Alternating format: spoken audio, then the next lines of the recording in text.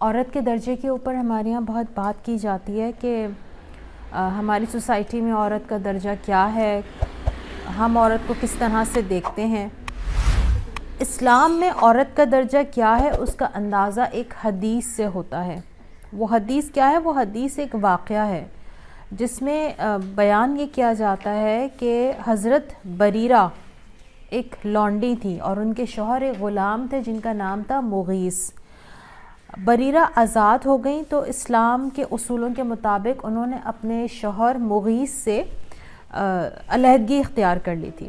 اس کے بعد جو کچھ ہوا اس کے بارے میں حضرت عبداللہ بن عباس نے ان الفاظ میں اس کو بیان کیا ہے۔ وہ یہ کہتے ہیں کہ میں یہ دیکھتا ہوں کہ مغیث اپنی بیوی کے پیچھے چل رہے ہیں اور ان کی آنکھوں میں اپنی بیوی کے لیے بڑی محبت ہے، لیکن بریرہ جو ہیں وہ ان کو اپنے شوہر کی طرف کوئی وہ التفات محسوس نہیں کرتی، یعنی بریرہ کو اپنے شوہر سے کچھ بغض سا تھا اور مغیث جو ان کے شوہر تھے ان سے بہت محبت تھی۔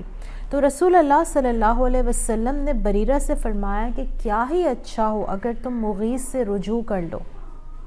بریرہ نے کہا اے اللہ کے رسول، کیا آپ مجھے اس کا حکم دیتے ہیں؟ آپ نے فرمایا کہ میں صرف سفارش کر رہا ہوں۔ تو بریرہ نے جواب دیا کہ مجھے اس کی ضرورت نہیں۔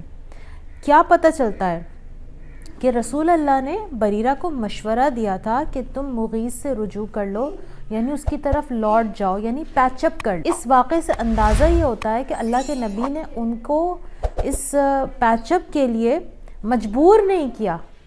جیسے ہمارے یہاں ہوتا ہے نا کہ اگر ایک عورت پیچ اپ بریک اپ کرتی ہے اور پیچ اپ نہیں کرنا چاہتی، کسی بھی ریزن سے وہ بریک اپ کرتی ہے، تو اس عورت کو کتنا مجبور کیا جاتا ہے، اس کو ڈرایا جاتا ہے، اس کو طعنے دیے جاتے ہیں، اس کے اوپر طنز کیا جاتا ہے کہ تم کیسی عورت ہو، تمہیں اپنے بچوں کا خیال نہیں ہے، تمہیں خاندان میں اپنی سے کا خیال نہیں ہے، اپنے سٹیٹس کا خیال نہیں ہے، اور تم کچھ بھی ہو، چاہے تمہیں وہ پسند ہے یا نہیں ہے، تم اس کے ساتھ پیچ اپ ہر صورت میں کر لو۔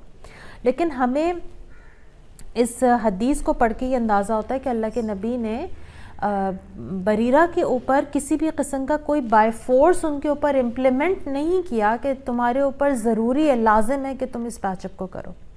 اس سے یہ پتہ چلتا ہے کہ عورت کے فیصلے کی اسلام کتنی اہمیت دیتا ہے، یعنی عورت جو فیصلہ اپنے بارے میں کر رہی ہے اس کے بارے میں اسلام کتنی اس کو اہمیت دیتا ہے، اس کو آزادی دیتا ہے۔